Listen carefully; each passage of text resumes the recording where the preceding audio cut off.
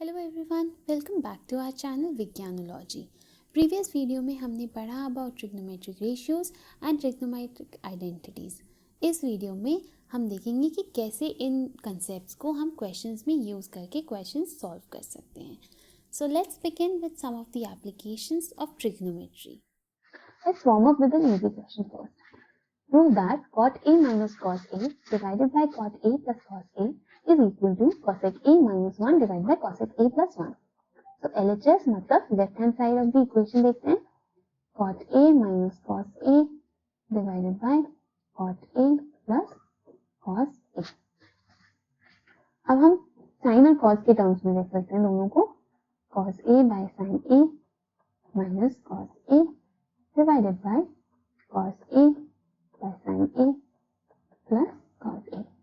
अब दोनों में न्यूमरेटर और डिनोमिनेटर में अगर हम cos A कॉमन ले लें तो यहाँ बचेगा 1 by sin A, वो होता है cosec A minus 1. नीचे भी हम cos A कॉमन ले लेते हैं, इधर भी बचा 1 by sin A मतलब cosec A plus 1. ये टर्म कैंसिल हो गए तो cosec A minus 1 divided by cosec A plus 1 which is equal to the RHS given in the question. Hence proved. Next question देखिए. Prove that sin theta minus cos theta plus 1 divided by sin theta plus cos theta minus 1 is equal to 1 upon sec theta minus tan theta, but using the identity sec square theta is equal to 1 plus tan square theta. तो यहाँ पे भी let's start with the LHS. Sin theta minus cos theta plus 1 divided by sin theta plus cos theta minus 1. देखिए ध्यान दीजिए, जो हमें prove करना है वो sec थीटा और tan थीटा के टर्म्स में है. sec थीटा क्या होता है 1 by cos theta, tan theta होता है sin theta by cos theta. तो अगर इस टर्म को, इस पूरे टर्म को हम cos थीटा से डिवाइड करें तो we can get tan theta और sec थीटा के टर्म्स. तो dividing numerator and denominator by cos theta we get sin theta minus cos theta plus 1 divided by cos theta upon sin theta plus cos theta minus 1 divided by cos theta. इससे हमें मिलेगा tan theta minus 1 plus sec theta upon tan theta plus 1 minus sec theta.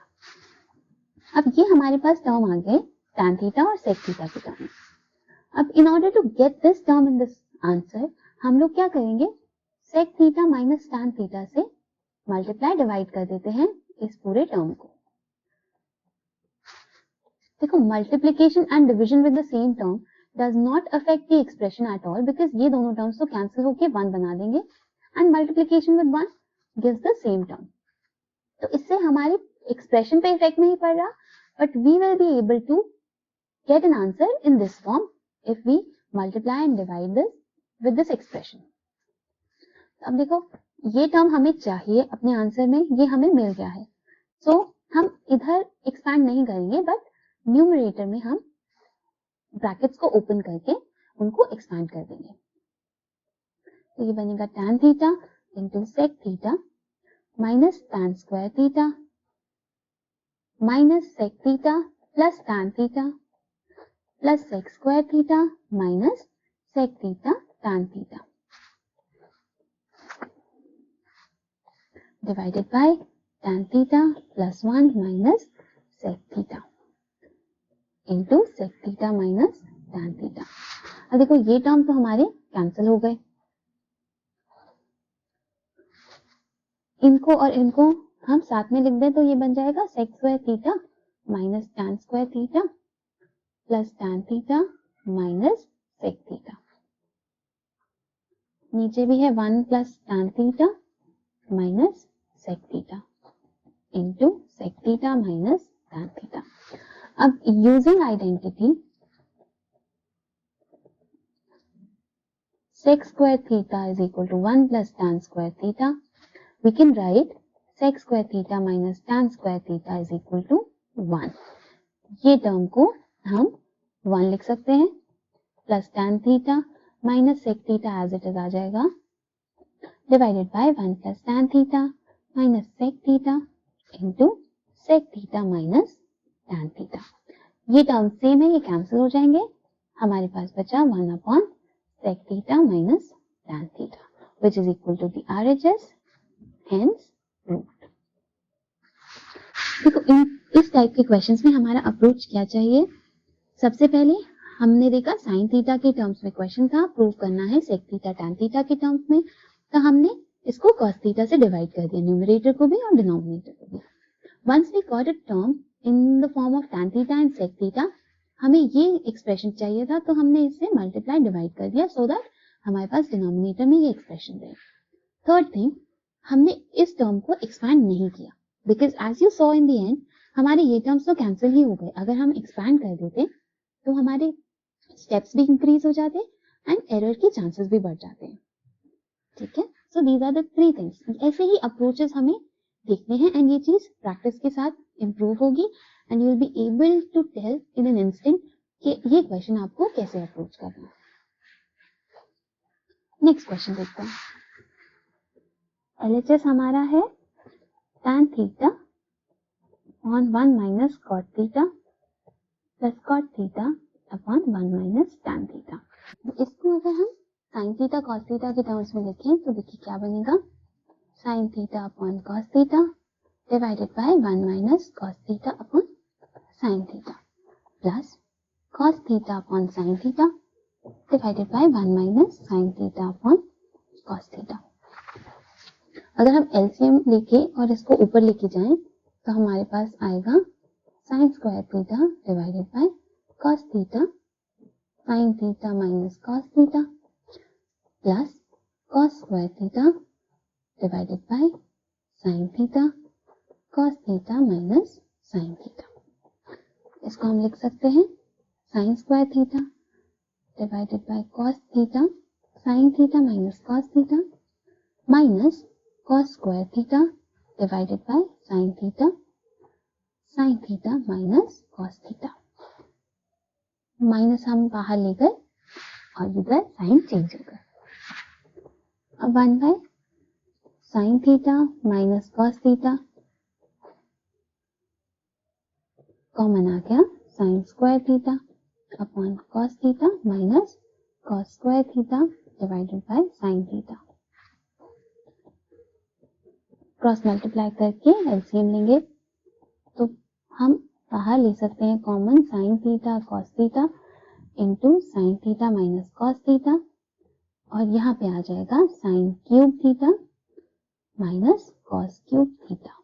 अब इस term को कैसे solve करें, देखिए आपने पॉलिनोमियल चैप्टर में पढ़ा होगा कि हम कैसे किसी पॉलिनोमियल को एक दूसरे पॉलिनोमियल से डिवाइड करते हैं। तो sin cube theta minus cos cube theta divided by sin theta minus cos theta. तो इधर हम रखेंगे sin स्क्वायर थीटा, यहाँ आ जाएगा sin cube theta minus sin square theta cos theta, ये आ गया sin square theta cos theta minus cos cube theta. अब हम मल्टीप्लाई करेंगे sin थीटा cos थीटा से, बिकॉज हमें ये टर्म सेम लाना है। तो ये हो जाएगा sin square theta cos theta minus sin theta cos square theta. Sign change हो गई, ये कैंसिल हो गया, बचा हमारे पास sin theta cos square theta minus cos cube theta. अब हम ये टर्म लाने के लिए मल्टीप्लाई करेंगे cos स्क्वायर थीटा से, तो ये आ जाएगा sin theta cos square theta minus cos cube theta. ये माइनस ये प्लस, ये भी कैंसिल हो गया, ये भी कैंसिल हो गया, यहाँ 0। तो हम लिख सकते हैं sin cube theta minus cos cube theta is equal to sin theta minus cos theta into sin square theta plus sin theta cos theta plus cos square theta. ये क्या है, dividend is equal to divisor into quotient plus remainder. Remainder हमारा है 0, तो ये हो गया 0। तो इस एक्सप्रेशन को हम इस टर्म में लिख सकते हैं।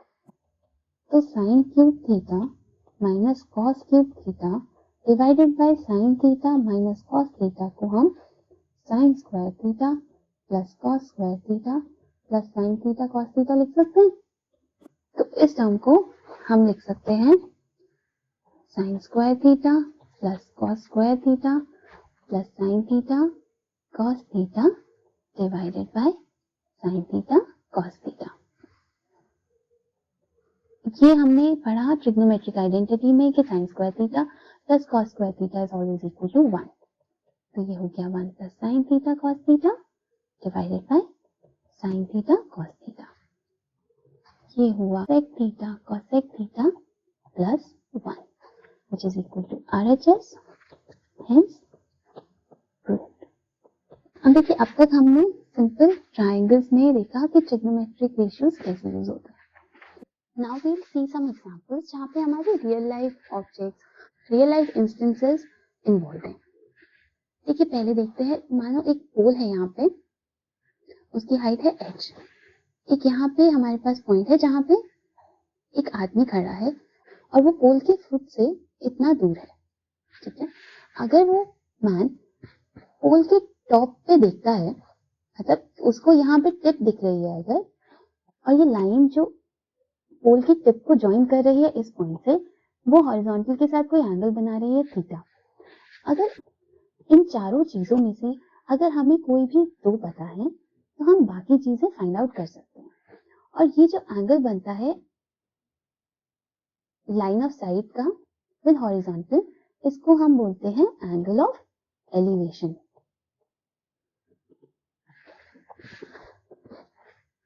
ये मानो ए बी सी।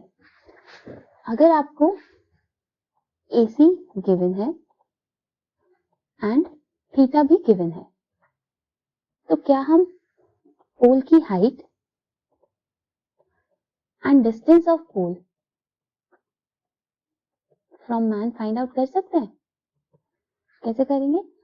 इस टाइप के क्वेश्चंस में हमें सबसे पहले ये देखना है कि जो हमें फाइंड करना है वो इस ट्रायंगल से हम कैसे निकाल सकते हैं। देखो, पोल हाइट है हमारे पास AB and distance of pole from man है BC, ठीक है। गिवन है हमें AC एंड थीटा तो हमारे हर ट्रिग्नोमेट्रिक रेशियो में आएगा। तो हमें देखना है AB और AC कौन से ऐसे रेशियोज हैं। तो AB बाय AC हो सकता है और AC बाय AB हो सकता है। For the sake of ease हम AB बाय AC ले सकते हैं, एंड वैसे तो हम AC बाय AB ले तो भी कोई प्रॉब्लम नहीं है, बट AB बाय AC को अगर हम कंसिडर करें इस ट्रायंगल में फॉर दिस एंगल थीटा, तो हमारा क्या बनेगा? AB divided by AC। ये तो हाइपोटेन्यूज है, इस एंगल थीटा के लिए ये क्या होगा? ऑपोजिट साइड मतलब हाइट। तो ये हमारा हो गया साइन थीटा, ठीक है। और BC अगर देखें, BC AC, इन दोनों से BC बाय AC कंसिडर कर सकते हैं या AC by BC। Again for the sake of ease हम BC बाय AC देखेंगे। तो BC by AC for this angle theta क्या रहेगा? BC हमारा हो गया एडजेसेंट साइड मतलब बेस, और AC हमारा हाइपोटेन्यूज है। तो एडजेसेंट साइड अपॉन हाइपोटेन्यूज हमारा क्या होता है? Cos theta. तो ये हमारा आ जाएगा कॉस थीटा। तो हमें थीटा पता है, AC पता है, तो AB निकाल सकते हैं। यहाँ पे भी हमें थीटा पता है, AC पता है, तो BC निकाल सकते हैं।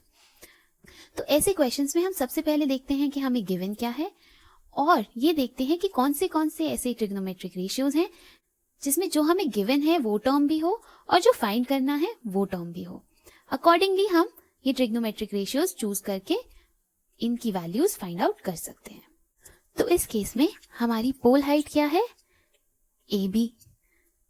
तो हम लिख सकते हैं इस इक्वेशन को यूज करके कि AB is equal to AC into sine theta. ये दोनों वैल्यूज तो हमें गिवन ही है, तो we can find out AB। Distance from the pole हमारा है BC, वो हम इस इक्वेशन से फाइंड आउट कर सकते हैं। तो ये आ जाएगा BC is equal to AC into cos theta. ये वैल्यूज भी हमें नोन है, तो we can find out BC, we can also find out AB। मतलब पोल की हाइट और डिस्टेंस ऑफ द पोल दोनों हमें इस वैल्यू और इस वैल्यू से मिल गया। ओके, तो बेसिकली इन क्वेश्चंस में सबसे ज़्यादा ध्यान रखने वाली चीज़ यही है कि which trigonometric ratio you should use so that you can find out the value asked in the question. अब प्रीवियस एग्जाम्पल में हमारा जो ऑब्जर्वर था वो यहाँ पे था नीचे फुट ऑफ द पोल पे। अब मानिए कोई वॉच टावर है जो इतना लंबा है, उसकी हाइट है h, उसके ऊपर एक मैन है और वो नीचे देख रहा है किसी चीज को, यहाँ पे किसी ऑब्जेक्ट को देख रहा है। इस लाइन का हॉरिजॉन्टल के साथ जो एंगल बनेगा उसको हम बोलते हैं एंगल ऑफ डिप्रेशन, ठीक है। एंड प्रीवियस एग्जांपल की तरह ये हमारा डिस्टेंस हो गया of the object from foot of the tower B C. इस टाइम अगर हमें ए एंड थीटा गिवन है तो हम ये डिस्टेंस फाइंड आउट कर सकते हैं बीसी। ये एंगल हमें दिया है थीटा, ये है एंगल ऑफ डिप्रेशन। ये लाइन और ये लाइन पैरेलल है तो ये angle will be equal to this angle, alternate interior angles. I hope you know about it. If you do not, then stay tuned. हम नेक्स्ट वीडियोस में ये chapter भी कवर करेंगे कि अगर पैरेलल लाइंस को कोई भी लाइन इंटरसेक्ट करती है तो ये एंगल्स इक्वल होते हैं। तो अब इस ट्रायंगल को अगर हम देखें तो tan theta is equal to AB by BC. This implies BC is equal to AB by tan theta or AB cot theta. ठीक है? So this is how we solve these questions. Now let's move on to some NCERT questions. A tower stands vertically on the ground from a point on the ground which is 15 meters away from the foot of the tower. The angle of elevation of the top of the tower is found to be 60 degree. Find the height of the tower. ये हमारा tower हो गया from a point on the ground which is 15 meter away from the foot of the tower. ये मान लेते हैं हमारा point हो गया। The angle of elevation of the top of the tower is found to be 60 degree. ये हमारा हो गया 60 डिग्री का एंगल, ठीक है। तो ये है हमारा टावर ए बी, पॉइंट हो गया C. Find the height of the tower.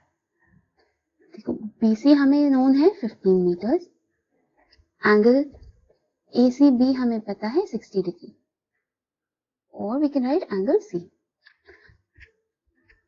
तो tan 60 डिग्री कितना होगा, A B by B C. तो ए बी कितना होगा 15 metre into tan 60 degree. tan 60 degree की वैल्यू रिकॉल करिए, we made a table for all the trigonometric ratios for some specific angles in the previous video. तो उससे हम tan 60 degree की value लिखते हैं √3। √3 की वैल्यू होती है 1.732। तो ये हो गया 25.98 metre which is approximately equal to 26 meters. Therefore, height of the tower is equal to 26 meters. Okay, I hope that's clear. An observer 1.5 meter tall, ये observer है हमारा, is 28.5 meter away from a chimney. The angle of elevation of the top of the chimney from her eyes is 45 degree, मतलब ये वाला angle 45 degree. Height of the observer is 1.5 metre और distance जो है वो है 28.5 metre. What is the height of the chimney, ये height हमें पता करनी है। If we consider this triangle A B C, तो इसमें tan सी कितना है, A B upon B C. Angle C हमारा 45 डिग्री है, तो tan 45 is equal to A B upon B C हमें गिवन है 28.5 मीटर। tan 45 डिग्री हमें पता है होता है 1, तो 1 into 28.5 metre is equal to A B. Okay, अब ये पॉइंट्स ई और डी अगर हम कंसिडर करते हैं तो सी डी हमारा ऑब्जर्वर है वो 1.5 मीटर है। इस रेक्टेंगल को देखें तो C D is equal to BE, तो बीई भी हमारा हुआ 1.5 मीटर। तो height of the chimney is equal to AE which is equal to A B plus BE. A B हमारा है 28.5 मीटर, बी हमें गिवन है 1.5 मीटर, तो ये हमारा हो गया 30 meters. Therefore, height of the chimney is equal to 30 meters. Next question देखें. From a point P on the ground, यह है point P, the angle of elevation of the top of a 10 meter tall building. यह है point P, यह है 10 meter tall building और angle of elevation दिया है 30 degree. A flag is hoisted at the top of the building. ये हमारा flag हो गया. And the angle of elevation of the top of the flagstaff from P is 45 degree. मतलब ये जो एंगल है हमारा ये 45 डिग्री है. Find the length of the flagstaff, मतलब ये वाली length, and the distance of the building from the point P, मतलब ये डिस्टेंस x. तो ये पॉइंट P है, ये Q R S. सबसे पहले लेट्स सी ट्रायंगल PQR. यहाँ पे tan P हमारा होगा QR upon PQ. Angle P हमारा है 30 डिग्री, तो tan 30 is equal to 10 meter upon PQ. This implies PQ is equal to 10 meter upon tan 30 degree. tan 30 degree हमारा होता है 1/√3. तो PQ हमारा हो गया 10 metre divide by 1/√3 which is 10√3 metre. Question में हमें गिवन है √3 is equal to 1.732. तो 1.732 into 10 हो गया 17.32 meters. Therefore, distance of the building from point P is equal to 17.32 meters. अब ट्राइंगल PQS को कंसिडर करते हैं. इसमें एंगल P कितना है 45 डिग्री, तो tan 45 degree is equal to SQ upon PQ. tan 45 degree हमें पता है होता है 1. This implies PQ is equal to SQ. SQ हमारा कितना है QR प्लस हाइट H, तो ये हो गया QR plus H. This implies height H हमारी है PQ माइनस QR. PQ हमने यहाँ निकाला है 17.32 मीटर्स और QR है हमारा 10 मीटर, तो H हो गया 7.32 meters. Therefore, length of the flagstaff is equal to 7.32 meters. I hope all this is clear to you. Next question देखते हैं. A tree breaks due to storm and the broken part bends so that the top of the tree touches the ground, making an angle 30 degree with it. ये हमारा tree है, टूट के ऐसे गिर गया. ये एंगल हमारा है 30 degree. The distance between the foot of the tree to the point where the top touches the ground, मतलब ये पॉइंट और ये पॉइंट के बीच का डिस्टेंस है 8 meters. Find the height of the tree. So let's consider this triangle as ABC. Height of the tree कितना होगा? AB plus AC. यही तो ट्री है ना, ये ट्री ऐसे था और ये फिर टूट के ऐसे गिर गया. इन ट्रायंगल ABC अगर हम देखें तो AB अपॉन BC हमारा क्या होगा tan C, मतलब tan 30 डिग्री. ऐसे ही अगर हम AC डिवाइड बाय BC देखें तो वो हो जाएगा हमारा sec C, मतलब sec 30 डिग्री. तो इन दोनों रेशियोज को यूज करके हम AB और AC फाइंड आउट कर सकते हैं. तो tan 30 degree is equal to AB upon BC.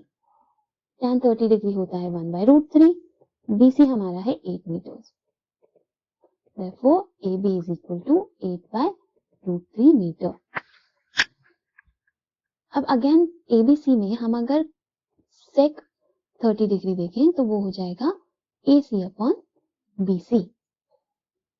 sec 30 degree हमारा होता है 2/√3.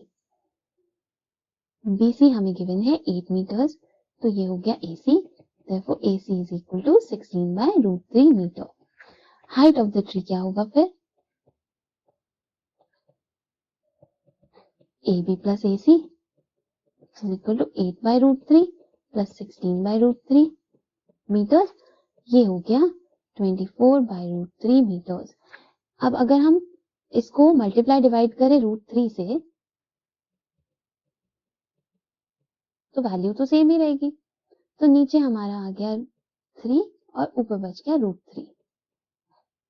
Therefore height of the tree is 8√3 meters. A 1.5 meter tall boy is standing at some distance from a 30 meter tall building. ठीक है, ये building है. The angle of elevation from his eyes to the top of the building, मतलब ये, increases from 30 degree to 60 degree as he walks towards the building. तो point A ये है, point B ये है. यहाँ पे एंगल है 30 डिग्री, यहाँ पे एंगल है 60 डिग्री. हमसे क्वेश्चन में पूछा है find the distance he walk towards the building. Okay, ये 1.5 मीटर गिवन है, ये हमें 30 मीटर्स गिवन है. Let's start with this triangle first of all. ठीक है, सो in triangle EDG tan 30 degree is equal to ED upon GD. देखो ED जो है हमारा वो होगा EC माइनस CD. CD 1.5 है, EC 30 मीटर है, तो 30 मीटर माइनस 1.5 मीटर मतलब 28.5 मीटर्स. तो और tan 30 डिग्री हमें पता है 1/√3 होता है, तो ये हो गया 28.5 meters upon GD. This implies GD is equal to 28.5√3 meter. अब अगर हम ये ट्रायंगल कंसिडर करें EFD, तो in triangle EFD tan 60 degree is equal to ED upon FD. tan 60 degree हमारा होता है √3.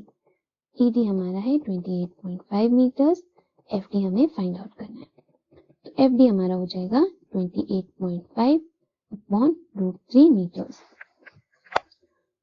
प्रीवियस क्वेश्चन की तरह हम इसको लिख सकते हैं अपॉन 3, तो ये हो जाएगा 9.5 √3 metres. From this figure we can see, अगर ये दोनों ट्राइंगल्स कंसिडर करें तो ये डिस्टेंस x जो है that would be GD minus FD. Therefore, x is equal to GD minus FD. GD हमने फाइंड आउट किया 28.5 √3 मीटर और FD हमने फाइंड किया 9.5 √3 मीटर्स. ये हो जाएगा हमारा 19 √3 meters.